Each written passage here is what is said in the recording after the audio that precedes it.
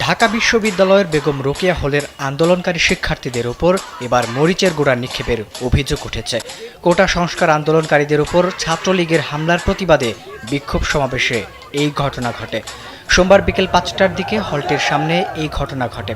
জানা গেছে, বিকেলে কোটা আন্দোলনকারীদের ওপর ছাত্রলীগের হামলার প্রতিবাদে তাৎক্ষণিক বিক্ষোভ করেন হলটির আবাসিক শিক্ষার্থীরা। এ সময় তারা হামলাকারীদের দৃষ্টান্তমূলক শাস্তির দাবি জানান।